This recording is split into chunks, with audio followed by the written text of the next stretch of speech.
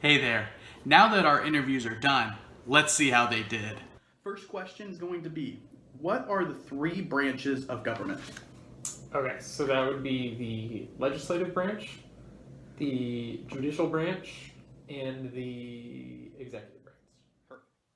Ray, nice job. You got all three correct. Take a look at my visual aid here. These are what represent the three branches of government. Now that you see that here, I'm going to go a little bit into detail on what each one are. So, he was correct. There's the legislative, the executive, and the judicial branch, right? So, the legislative branch is the House of the Representatives and the Senate, and this is where Congress actually makes bills. Okay? The executive branch is ultimately the president of the United States, and he puts bills into laws or he vetoes. He's also the commander-in-chief of our military. He ultimately makes recommendations and sets policies. Lastly, we have the judicial. Officials have to be elected for this role. They are most known for the Supreme Court, and there are 9 total justices in which they are appointed for life. Branch do. Judicial is law. Executive is like the president overseeing everything, and legislative is legal. No, so that's all the laws are how laws are made through the legislative system. Like judicial is actually more of the Supreme Court. Hey Chuck, you did a pretty good job explaining what the three branches do. You made a little bit of a hiccup, so let me go ahead and correct for that, okay? So I want to explain how all three of the branches are connected, okay? So since we are a country that is not a dictatorship, our government is broken out into those three branches that we discussed. Each part of the government is connected to each other, okay? Each has its own responsibilities, but a system of checks and balances prevent one branch from gaining too much power, okay? So how does that get regulated, you ask? Well, that's those checks and balances I'm talking about, right? So each branch of the government has the ability to check the other branches and balance the actions of the other with their own actions, right? So there are 2 forms of power, okay? There's express and implied, okay? So express power are granted in the Constitution, and implied power is derived from the express powers or the branch's roles. And then, so Democrats and Republican are the 2 major parties today. Can you name a third party? Yeah, Green Party, Libertarian Party, Perfect. stuff like that. Awesome. Thanks again, Ray. You're off to a good start. That's 2 for 2. So now I want to go over the 2-party system. So the 2-party system is dominated by the Democratic Party and the Republican Party. Both of these parties have won every election since 1852 and have controlled the Congress since 1856. The first party in the U.S. was the Federalist Party and the Democratic Republican Party. Then in 1829, they split into the Jacksonian Democratic, which is now the Democratic Party, and the Whig Party that changed over to the Republican Party. In the 1930s, the Democrats classified themselves as liberalism, and the Republicans classified as conservatives. Okay? So as you brought in that extra party, I wanted to kind of go over the impacts of how the third minor parties have on the national politics, right? So third party candidates position themselves to influence the election on particular issues and often take votes from 2 major parties. You know, those are the Democratic parties and the Republican Party. This impacts the end polls on a major election because when there is a close race between the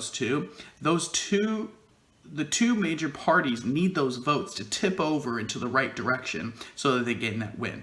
That's what these impacts have on these small, minor parties. Good, yeah. And then, so when you say you know how a bill becomes a law, what is that process? I think it gets proposed it has to work its way through both sides of Congress, through the House of Representatives, the Senate, and then up to the president to become voted on, either approved or disapproved to become Awesome. law. Yeah.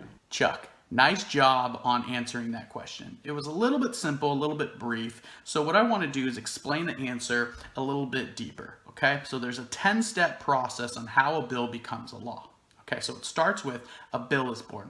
This means it can anyone can create a bill, but only Congress can introduce it and become a sponsor. Okay, so then a committee is actioned.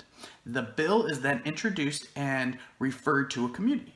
This is where the bill is examined, and if there is no movement, the bill dies at this step right out the gate. Okay, so then if it moves on to the next step, a subcommittee review comes in.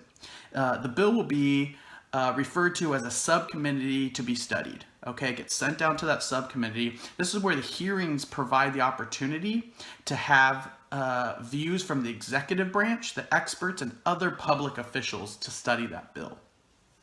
Once that's been done, there's the markup period.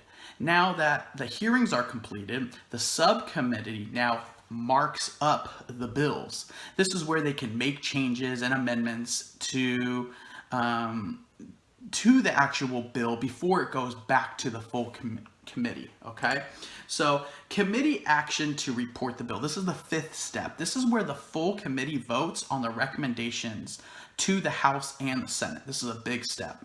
Once we move to the 6th step, that's where voting happens. Okay, after a debate between the House and the Senate, they eventually approve on the amendments. The bill is either passed or defeated by the votes. Okay, moves on to the 7th step. Referral to the other chamber. Okay, so now that the House and the Senate have passed the bill, it then goes to the other chamber, in which they can receive the bill, reject it, ignore it, or even change it. Okay, so that's the role of the chamber. The next step is conference committee action. Okay, when the chamber alters the bill, the conference committee is created to look over the differences, okay, because there's some alterations there. If they can't come to a full agreement, the legislation just dies right there, right? So we had an earlier death if they didn't move forward. Now this is with the next part in which it dies, okay? If it's agreed upon for all those alterations, both the Senate and the House have to approve on that report, okay? Then it moves to final action. Final action, now that both the Senate and the House approve the bill, it moves to the President of the United States to sign, and it makes it become a law. The President has 10 days to make a decision. If nothing comes from the President, it automatically becomes a law. If the President does not move to become a law, it's then voted as a veto, and the President ultimately makes that decision. Now there's still a chance for it to become a law. So what happens now is the overriding of a veto. The Congress may attempt to override the veto, and the only reason the veto might be able to pass is if the House and the Senate gets a two-thirds majority vote.